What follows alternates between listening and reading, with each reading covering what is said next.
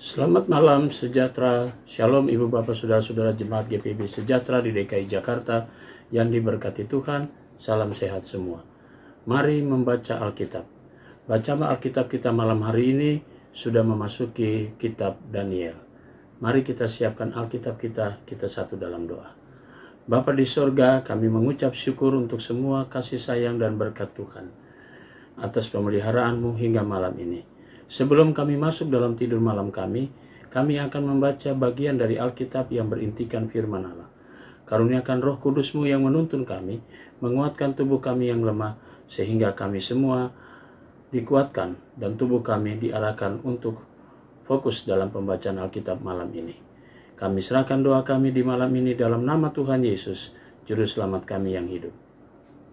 Amin. Bacaan kita malam hari ini terambil dalam kitab Daniel pasalnya yang pertama. Pada tahun yang ketiga pemerintahan Yoyakim Raja Yehuda, datanglah Nebukadnezar Raja Babel ke Yerusalem, lalu mengepung kota itu. Tuhan menyerahkan Yoyakim Raja Yehuda dan sebagian dari perkakas-perkakas di rumah Allah ke dalam tangannya. Semuanya itu dibawanya ke Sinear, ke dalam rumah dewanya. Perkakas-perkakas itu dibawanya ke dalam perbendaharaan dewanya. Lalu raja bertitah kepada Aspenas, kepala istananya, untuk membawa beberapa orang Israel yang berasal dari keturunan raja dan dari kaum bangsawan, yakni orang-orang muda yang tidak ada sesuatu celah, yang berperawakan baik, yang memahami berbagai hikmat, berpengetahuan banyak, dan yang mempunyai pengertian tentang ilmu, yakni orang-orang yang cakap untuk bekerja dalam istana raja, supaya mereka diajarkan tulisan dan bahasa orang Kasdim. Dan raja menetapkan bagi mereka pelabur setiap hari dari santapan raja dan dari anggur yang biasa diminumnya. Mereka harus dididik selama 3 tahun, dan sesudah itu mereka harus bekerja pada raja. Di antara mereka itu ada juga beberapa orang Yehuda, yakni Daniel, Hananya, Misael, dan Asaria. Pemimpin pegawai istana itu memberi nama lain kepada mereka. Daniel dinamainya Belsasar, Hananya dinamainya Sadrak, Misael dinamainya Mesak, dan Asaria dinamainya Abednego. Daniel berketepatan untuk tidak menajiskan dirinya dengan santapan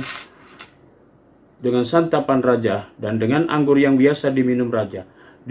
Dimintanyalah kepada pemimpin pegawai istana itu supaya ia tidak usah menajiskan dirinya. Maka Allah mengaruniakan kepada Daniel kasih dan sayang dari pemimpin pegawai istana itu. Tetapi berkatalah pemimpin pegawai istana itu kepada raja, "Aku takut kalau tuanku raja yang telah menetapkan makanan dan minumanmu berpendapat bahwa kamu kelihatan kurang sehat daripada orang-orang muda lain yang sebaya dengan kamu, sehingga karena kamu aku dianggap bersalah oleh raja." Kemudian berkatalah Daniel kepada penjenang yang telah diangkat oleh pemimpin pegawai istana untuk mengawasi Daniel, Hanaya, Misael, dan Asaria, "Adakanlah percobaan dengan hamba-hambamu ini selama 10 hari, dan biarlah kami diberikan sayur untuk dimakan dan air untuk diminum. Sesudah itu bandingkanlah perawakan kami dengan perawakan orang-orang muda yang makan dari santapan raja. Kemudian perlakukanlah hamba-hambamu ini sesuai dengan pendapatmu." Didengarkannya permintaan mereka itu, lalu diadakan percobaan dengan mereka selama 10 hari. Setelah lewat 10 hari ternyata perawakan mereka lebih baik dan mereka kelihatan lebih gemuk daripada semua orang yang muda yang telah makan dari santapan raja. Kemudian penjenang itu selalu mengambil makanan mereka dan anggur yang harus mereka minum, lalu memberikan sayur kepada mereka. Kepada keempat orang muda itu Allah memberikan pengetahuan dan kepandaian tentang berbagai-bagai tulisan dan hikmat, sedang Daniel juga mempunyai pengertian tentang berbagai-bagai penglihatan dan mimpi. Setelah lewat waktu yang ditetapkan raja bahwa mereka sekalian harus dibawa menghadap, maka dibawalah mereka pemimpin pegawai istana itu ke hadapan Nebukadnezar. Raja bercakap-cakap dengan mereka, dan di antara mereka sekalian itu tidak didapati yang setara dengan Daniel, Hananya, Misael, dan Asaria. Maka bekerjalah mereka itu pada raja. Dalam tiap-tiap hal yang memerlukan kebijaksanaan dan pengertian yang ditanyakan raja kepada mereka, didapatinya bahwa mereka 10 kali lebih cerdas daripada semua orang berilmu, dan semua ahli jampi di seluruh kerajaannya. Daniel ada sampai tahun pertama pemerintahan Kores. Daniel pasal 2. Pada tahun yang kedua pemerintahan Nebukadnezar, bermimpilah Nebukadnezar, karena itu hatinya gelisah dan ia tidak dapat tidur. Lalu raja menyuruh memanggil orang-orang berilmu, ahli jampi, ahli sihir, dan para kasdim untuk menerangkan kepadanya tentang mimpinya itu. Maka datanglah mereka dan berdiri di hadapan raja. Kata raja kepada mereka, "Aku bermimpi dan hatiku gelisah karena ingin mengetahui mimpi itu." Lalu berkatalah raja kasdim itu kepada raja dalam bahasa Aram, "Ya raja, kekalah hidupmu. Ceritakanlah kepada hamba-hambamu mimpi itu, maka kami akan memberitahukan maknanya." Tetapi raja menjawab para kasdim itu, "Aku telah mengambil keputusan, yakni jika kamu tidak memberitahukan kepadaku mimpi itu dengan maknanya, maka kamu akan dipenggal-penggal dan rumah-rumahmu akan dirobohkan menjadi timbunan puing. Tetapi jika kamu dapat memberitahukan mimpi itu dengan maknanya, maka kamu akan menerima hadiah, pemberian-pemberian dan kehormatan yang besar daripadaku. Oleh sebab itu beritahukanlah kepadaku mimpi itu dengan maknanya." Mereka menjawab, "Silakan tuanku raja menceritakan mimpi itu kepada hamba-hambanya ini, maka kami akan memberitahukan maknanya." Jawab raja, "Aku tahu benar-benar bahwa kamu mencoba mengulur-ulur waktu, karena kamu melihat bahwa aku telah mengambil keputusan, yakni jika kamu tidak dapat memberitahukan kepadaku mimpi itu, maka kamu akan kena hukuman yang sama. Dan aku tahu bahwa kamu telah bermufakat untuk mengatakan kepadaku hal-hal yang bohong dan busuk, sampai keadaan berubah. Oleh sebab itu ceritakanlah kepadaku mimpi itu, supaya aku tahu bahwa kamu dapat memberitahukan makna juga kepadaku." Para kasdim itu menjawab raja, "Tidak ada seorang pun di muka bumi yang dapat memberitahukan apa yang diminta tuanku raja, dan tidak pernah seorang raja bagaimanapun agungnya dan besar kuasanya telah meminta hal demikian dari seorang berilmu atau seorang ahli jampi atau seorang kasdim. Apa yang diminta tuanku raja terlalu berat, dan tidak ada seorang pun yang dapat memberitahukannya kepada tuanku raja selain dari dewa-dewa yang tidak berdiam di antara manusia." Maka raja sangat geram dan murka hal itu. Lalu dititahkannya untuk melenyapkan semua orang bijaksana di Babel.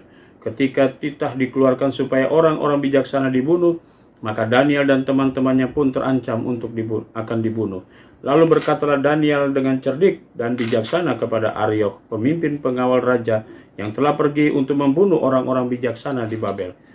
Kepada Ariok, pembesar raja itu, "Mengapa titah yang begitu keras ini dikeluarkan oleh raja?" Lalu Ariok memberitahukan hal itu kepada Daniel.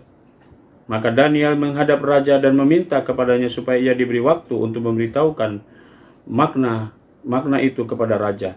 Kemudian pulanglah Daniel memberitahukan hal itu kepada Hananya, Misael, dan Asaria, teman-temannya, dengan maksud supaya mereka memohon kasih sayang kepada Allah semesta langit mengenai rahasia itu, supaya Daniel dan teman-temannya jangan dilenyapkan bersama-sama orang-orang bijaksana yang lain di Babel.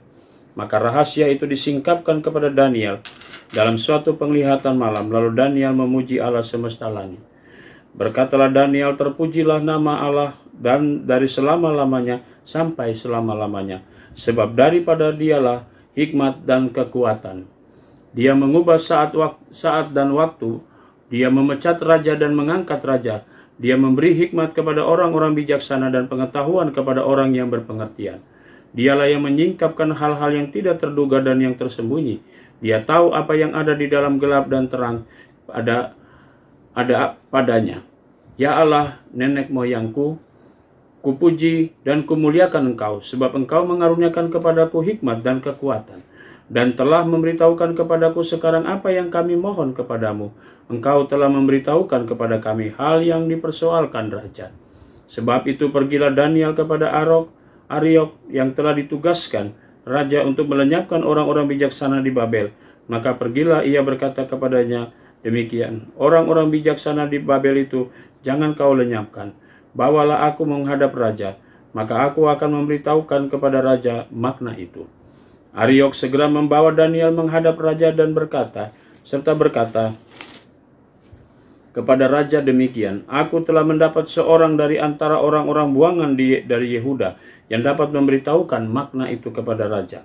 Bertanyalah raja kepada Daniel yang namanya Beltsasar, "Sanggupkah engkau memberitahukan kepadaku mimpi yang telah kulihat itu dan dengan maknanya juga?" Daniel menjawab katanya kepada raja, "Rahasia yang ditanyakan tuanku raja tidaklah dapat diberitahukan kepada raja oleh orang bijaksana, ahli jampi, orang berilmu, atau ahli nujum.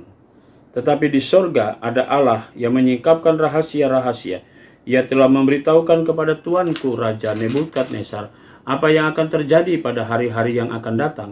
Mimpi dari penglihatan-penglihatan yang tuanku lihat di tempat tidur ialah ini. Sedang tuanku ada di tempat tidur, ya tuanku Raja, timbul pada tuanku pikiran-pikiran tentang apa yang akan terjadi di kemudian hari.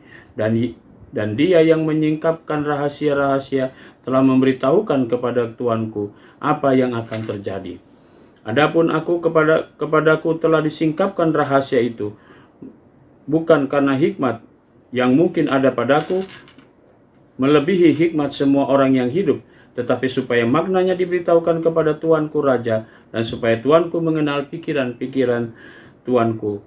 Ya Raja tuanku, melihat suatu penglihatan yakni sebuah patung yang amat besar. Patung ini tinggi, berkilau-kilauan luar biasa, tegak di hadapan tuanku, dan tampak mendasyatkan. Adapun patung itu kepalanya dari emas tua, dada dan lengannya dari perak, perut dan pinggangnya dari tembaga. Sedang pahanya dari besi, dan kakinya sebagian dari besi dan sebagian lagi dari tanah liat. Sementara tuanku melihatnya terungkit lepas sebuah batu tanpa perbuatan tangan manusia, lalu menimpa patung itu, tepat pada kakinya yang dari besi dan tanah liat itu, sehingga remuk. Maka dengan sekaligus diremukannya lah juga besi, tanah liat, tembaga, perak, dan emas itu, dan semuanya menjadi seperti sekam di tempat pengirikan pada musim panas. Lalu angin menghembuskannya sehingga tidak ada bekas-bekasnya yang ditemukan, tetapi batu yang menimpa patung itu menjadi gunung besar yang memenuhi seluruh bumi. Itulah mimpi tuanku, dan sekarang menurut maknanya akan kami katakan kepada tuanku Raja. Ya tuanku Raja, Raja segala raja, yang kepadanya oleh Allah semesta langit telah diberikan kerajaan dan kekuasaan, kekuatan dan kemuliaan. Dan yang ke dalam tangannya telah diserahkannya anak-anak manusia, dimanapun mereka berada, binatang-binatang di padang dan burung-burung di udara, dan yang dibuatnya menjadi kuasa atas semuanya itu. Tuankulah kepala yang dari emas itu. Tetapi sesudah tuanku akan muncul satu kerajaan lain yang kurang besar dari kerajaan tuanku. Kemudian suatu kerajaan lagi, yakni yang ketiga dari tembaga, yang akan berkuasa atas seluruh bumi. Sesudah itu akan ada suatu kerajaan yang keempat, yang keras seperti besi, tepat seperti besi yang meremukkan dan menghancurkan segala sesuatu, dan seperti besi yang menghancur luluhkan, maka kerajaan itu akan meremukkan dan menghancur luluhkan semuanya. Dan seperti tuanku lihat kaki dan jari-jarinya sebagian dari tanah liat tuanku tukang periuk dan sebagian dari besi, itu berarti bahwa kerajaan itu terbagi. Memang kerajaan itu juga keras seperti besi, sesuai dengan yang tuanku lihat itu bercampur dengan tanah liat. Tetapi sebagaimana jari-jari kaki itu sebagian dari besi dan sebagian dari tanah liat, demikianlah kerajaan ini akan menjadi keras sebagian dan rapuh sebagian. Seperti tuanku lihat besi bercampur dengan tanah liat, itu berarti mereka akan bercampur oleh perkawinan, tetapi mereka tidak akan merupakan satu kesatuan. Mereka seperti besi, tidak dapat bercampur dengan tanah liat. Tetapi pada zaman raja-raja, Allah semesta alam, semesta langit akan mendirikan suatu kerajaan yang tidak akan binasa untuk sampai selama-lamanya, dan kekuasaan tidak akan beralih kepada bangsa lain. kerajaan itu akan meremukkan segala kerajaan dan menghabisinya, tetapi kerajaan itu sendiri akan tetap untuk selama-lamanya. Tetapi seperti yang Tuanku lihat bahwa tanpa perbuatan dan tangan manusia, sebuah batu terungkit lepas dari gunung dan meremukkan besi, tembaga, tanah liat, perak, dan emas itu. Allah yang maha besar telah memberitahukan kepada Tuanku Raja apa yang akan terjadi kemudian hari. Mimpi itu adalah benar dan maknanya dapat dipercaya. Lalu sujudlah Raja Nebukadnezar serta menyembah Daniel. Juga dititahkannya mempersembahkan korban dan bau-bauan kepadanya. Berkatalah Raja kepada Daniel, sesungguhnya Allahmu itu adalah Allah yang mengatasi segala langit, segala Allah, dan yang berkuasa atas segala raja, dan yang menyingkapkan rahasia-rahasia, sebab engkau telah dapat menyingkapkan rahasia itu. Lalu Raja memuliakan Daniel, dan dianugerahinyalah dengan banyak pemberian yang besar, dan dibuatnya dia menjadi penguasa atas seluruh wilayah Babel, dan menjadi kepala semua orang bijaksana di Babel. Atas permintaan Daniel, Raja menyerahkan pemerintahan wilayah Babel itu kepada Sadrak, Mesak, dan Abednego, sedang Daniel sendiri tinggal di istana Raja. Demikian pembacaan Alkitab kita malam hari ini. Mari kita satu dalam doa. Bapa di surga, terima kasih untuk segala berkat Tuhan. Engkau sudah menuntun kami dalam pembacaan Alkitab malam ini. Saatnya kami masuk dalam tidur malam kami, karuniakan Roh Kudus-Mu menguatkan dan melindungi kami, sehingga kami semua dapat tidur dengan baik. Besok pagi kami boleh bangun dengan tubuh yang segar, untuk kami melanjutkan hari-hari kami dan berkarya untuk nama-Mu Tuhan. Kami mau berdoa juga untuk malam hari ini, untuk jemaat GPB Sejahtera, tiap pribadi, tiap keluarga. Tuhan berkati dari sektor pelayanan 1 sampai 5. Damai sejahtera bersama dengan seluruh warga jemaat GPB Sejahtera dimanapun mereka berada. Inilah doa syukur kami Tuhan. Kami naikkan semuanya dalam nama Yesus Kristus, Tuhan dan Juru Selamat kami yang hidup. Amin. Selamat malam, selamat beristirahat. Tuhan memberkati saudara.